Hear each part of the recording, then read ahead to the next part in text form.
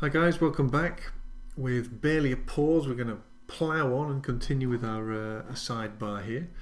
The first thing we're going to do is focus our attention on this embedded Vimeo content here. It's quite a worthy topic, and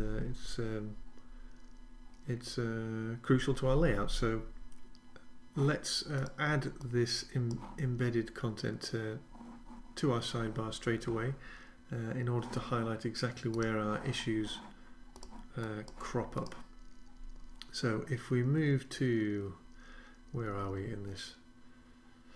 Yes, here we are. If we move to the video section where we have our figure and our fig caption waiting for us, I'm just going to grab some typical embedding code here. I'm going to slot that in above the fig caption there. Now this is typical of what you'll grab from YouTube or Vimeo, Blip, whichever online video service you happen to be embedding. And it obviously contains width and heights within the iframe tag there. So we're going to save that. And this, as you can see, is the result with the inline styles there.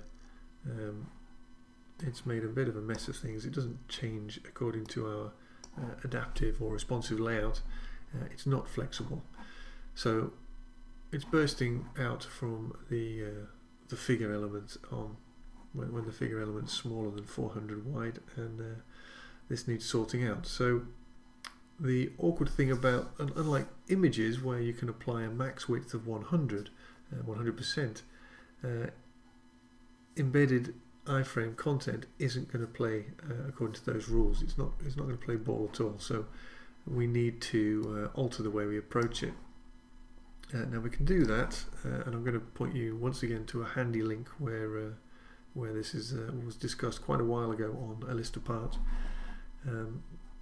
But what we're going to do is firstly add a parent div. We're going to contain it all embeds. We're going to contain them all within divs with the class of embed, or whatever you want to assign that, like so. And I'll just bump that across like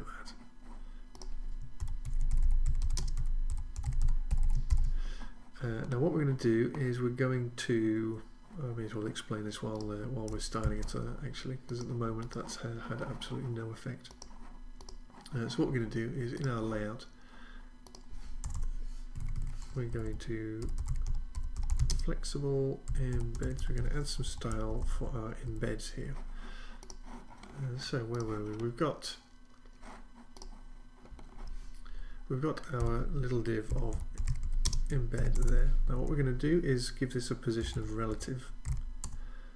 We do that because what we're then going to do is give the iframe within that, whether we're talking about an iframe or perhaps this will work also for objects like Flash, for example, and even embed objects themselves. We're going to position these absolutely against the parent embed container. So we give that top 0 and left of 0,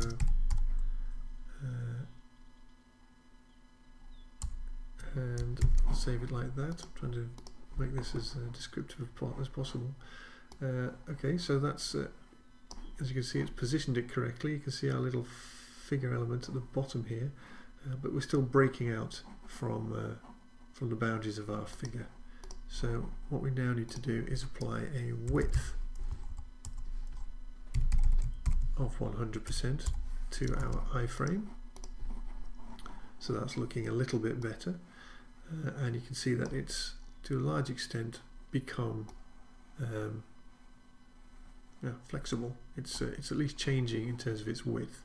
It's not ideal because as you can see, we get various dimensions here. We've got this letterbox effect in this case because it's still giving it a height according to the inline style. So let's give it a height of 100% as well. now that's messed things up entirely, because what it's doing is giving it a height of 100% of its parent, which currently has no height at all, because we're positioning the embed within it absolutely, taking it out of the document flow. So there's nothing to force this figure to any reasonable size. So what we're going to have to do is use a sort of faux effect, and we're going to have to state that we know how high this embed is. So first of all, I'm just going to zero any padding on that, so that we start from 0, and then I'm going to add a padding to the bottom of, and this looks like an arbitrary figure but it isn't, 56.25%, which if I comment this in here for your to make it easy, gives you a 16:9 ratio.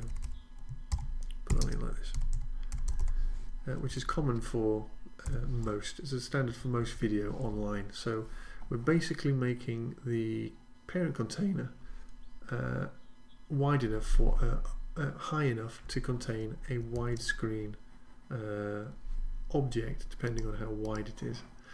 And there you can see, in fact, that it's done exactly that. It knows how wide it is, and so it's been able to add a padding in proportion to its own width, which just happens to be the correct amount of padding to house our flexible video. So that's pretty much sorted. That's the gist of the idea anyway. We can also, for some just to be sure, we'll add this as the height as well, and we're going to add an overflow of hidden. Now I urge you to go and read the Alistapart article, which further explains what's going on here, but that's an extremely effective cross-browser way of adding flexible video or flexible embeds to your web pages. So very happy. Now we need to improve the fig caption there. Let's just take a look at my existing design and see how I've done that. I've made the font size smaller by the look of it. I'm literally going to copy and paste what I've done previously, so excuse me for that, but hey. What have I done? Let's grab the fig caption styling here. I'm just going to copy and paste that. Let's find where I had my figure. There we go. And I'm going to add fig caption here, which houses our little links at the bottom. So I've made the font size smaller, given it some padding, and there we go. That's exactly the effect we were looking for. And one last comment. It's well worth checking out this video if you haven't already. Very funny. Anyway, moving on, we've covered flexible video there. The next stage is to do our tabs here. So that's going to mean some more markup. Let's see, where are we? Let's find my tabs. Okay, so we are in which section? We've got news. We have our most popular. That was what it was. Okay, so the tabs within Skeleton are built up much like any other tab jQuery systems. You will need a UL at the top, which we're going to give a class of tabs, not Tabasco, tabs, like so, and then we need list items within that, and these are going to form the actual tab links themselves, like so, and we're going to give them names. Now we need to make sure that these link to the corresponding IDs that we use for our tab contents. Okay, I'm going to give that a class of active to make sure that that one's currently selected. Remove that from the second two, and we're going to call that one recent. Excuse me.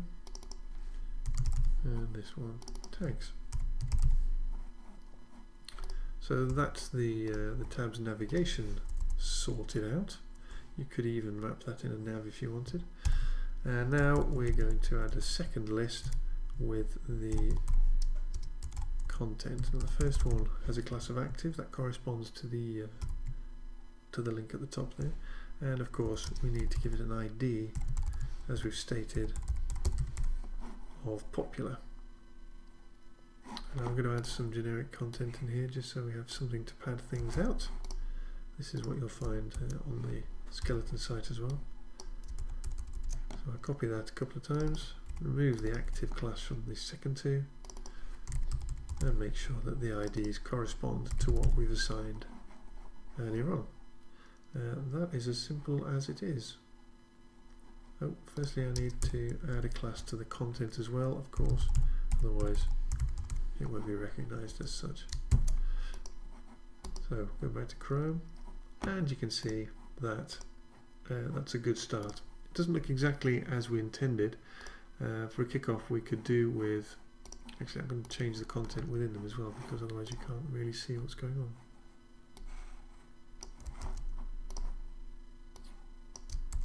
Alright, it's a bit clearer now.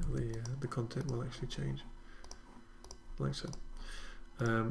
We could do with changing the appearance of the content, and you'll notice that the tabs don't line up properly with this border at the top here. And the reason for that is because we changed the way the border box is displayed. So we need to account for that as well. So moving back into our styles, let's see, where are we? Go down to the bottom and we'll add some styles for our tabs. Well, most of the tab styling of course is taken care of in the skeleton framework itself, but the first thing we need to do is set a margin of 0, and then I'm going to position the list items 1 pixel upwards. Now that just takes into account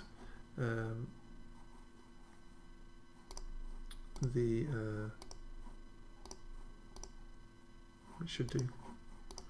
Let's see if I missed something there. Let's continue with the styling that I've previously dictated here and see what happens. List item and A and active, of course. The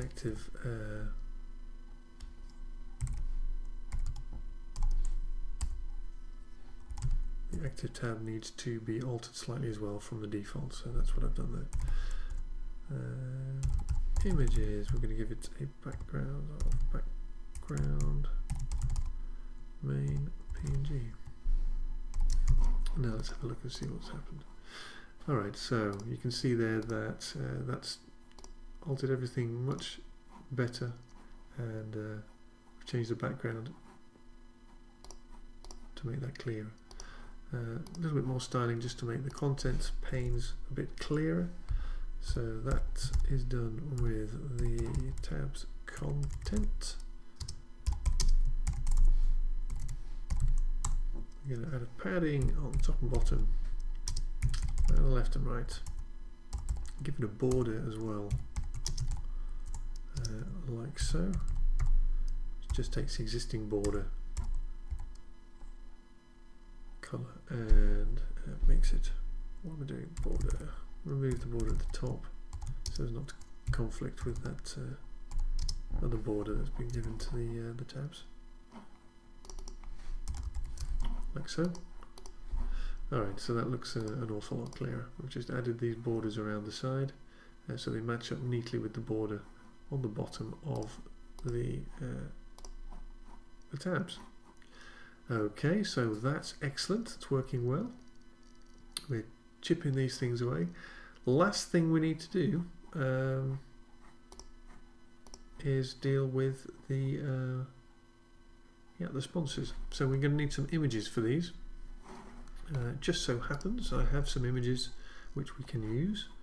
They come from our own network, and you can have a look on ThemeForest if you fancy sticking some affiliate logos on your website, but we're going to use some of these images anyway.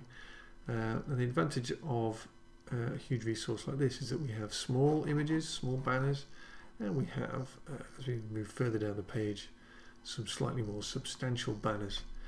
Now what we can do is take a selection of these and use them displaying various different banners depending on the media queries that we use. So getting rid of that for the time being, I've already prepared some images and I put them in a folder called banners, which I'm going to put in my images folder.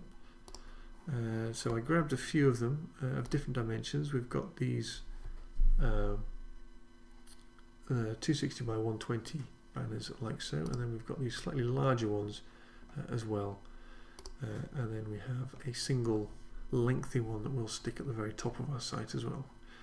So that's basically the collection that we have.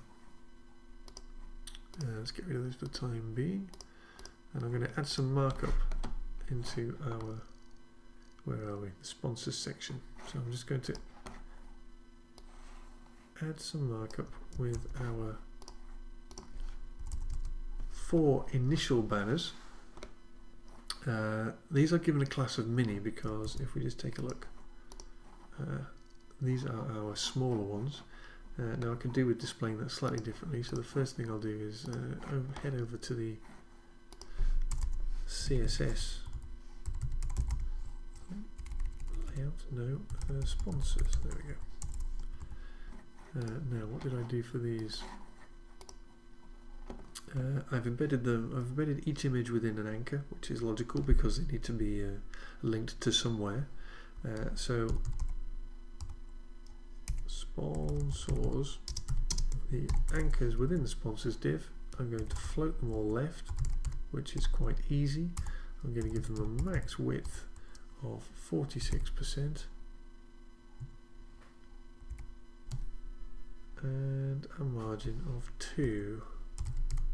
Just trying to think if that was the best way of doing that. That takes us up to 50% on each case anyway. I suppose that works. We're going to need to clear that as well by the look of it. Where are we? Class subsponsors, clearfix.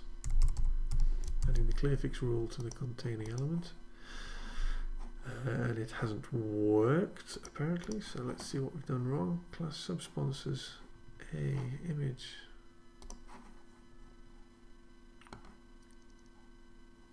That's because I missed out a colon. There we go, a typo.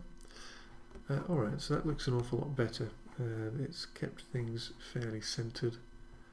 Yes, of course. That I mean, I could have put these at 50%, of course, and then added padding as well. That would have worked as well. It doesn't really make any difference. So, anyway, we've got our small images there. That works, and they retain their positioning, irrespective of the particular layout that we've got. And we could keep it like that. That's perfectly good enough. But of course, on smaller devices, actually in situations like this, they're pretty small.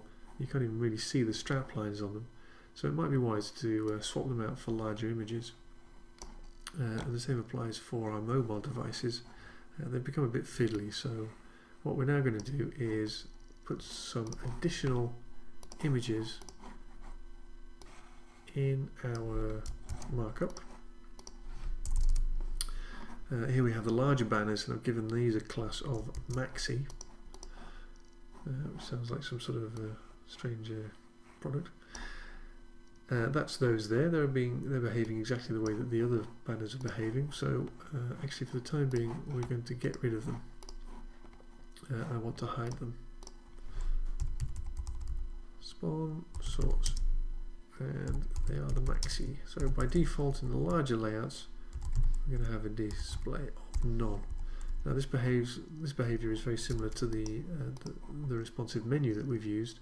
We're going to now use our media queries to display alternate banners depending on the screen resolution. So we go down to our media queries down here, and for our mobile devices, I'm going to put some sponsor rules in here just so I know what I'm doing. And I'm going to what am I doing here?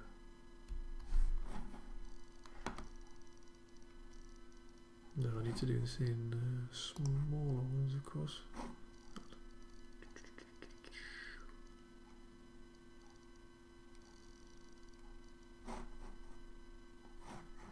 Down to 496. Excuse me a second while I just pour what I've done. Okay, I've applied that to our slightly smaller screen sizes. So down to our 479. Right, these are our smallest possible media queries. These are for our smallest mobile devices. And I'm just going to switch out sponsors mini. These are going to be display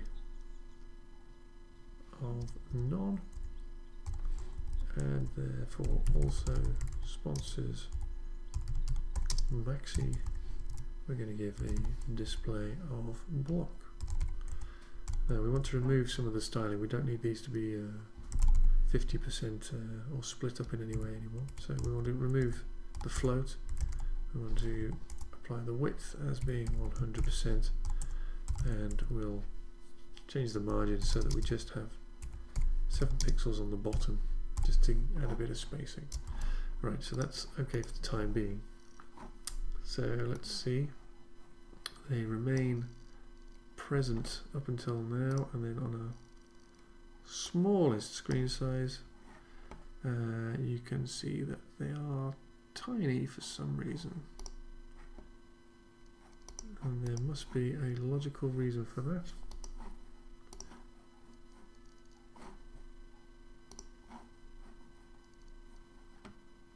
That's because I've applied a max width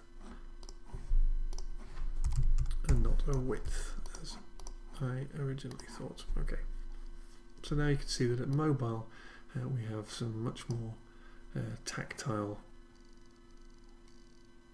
banners, and the same applies let's see, the same applies here, because in this situation we also have some fairly small and fiddly banners. Let's switch them out there as well. So that is under the rather specific media query of minimum of 768 and max of 959. Is that correct? Probably not. Let's whack it in there and see what happens.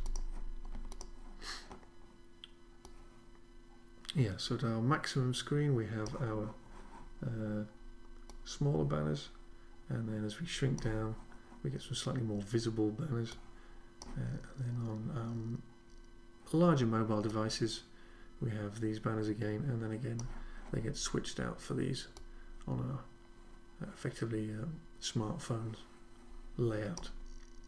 So that's good. That means we've completed everything we needed to tick off in our right hand column. There was one last thing, and that was an additional banner that we can stick up at the top in our header here. So let's just deal with that right now. I'm going to copy the markup here because I may as well. So let's see, we need an anchor with a class of banner, and then we'll stick that in our header. So we may as well more or less copy this, and we go all the way to the top of the document, and it goes here in our header.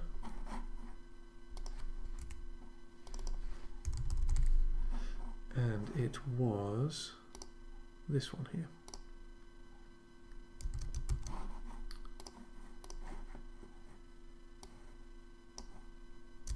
So I'll paste that in there. Now I've forgotten which ones are genuine. Ah, here we go. So this is our banner, and now I just need to add one style in our layout here. May as well put it here. Anchor with a class of banner, and that floats to the right. and there we go. That's extremely straightforward. All's well under this circumstance. We could choose to keep it in, but actually I think it's wiser once we get down to mobile levels just to remove that. Otherwise we're going to end up with quite a banner intensive layout. So that was down to, where are we? That's our mobile size here.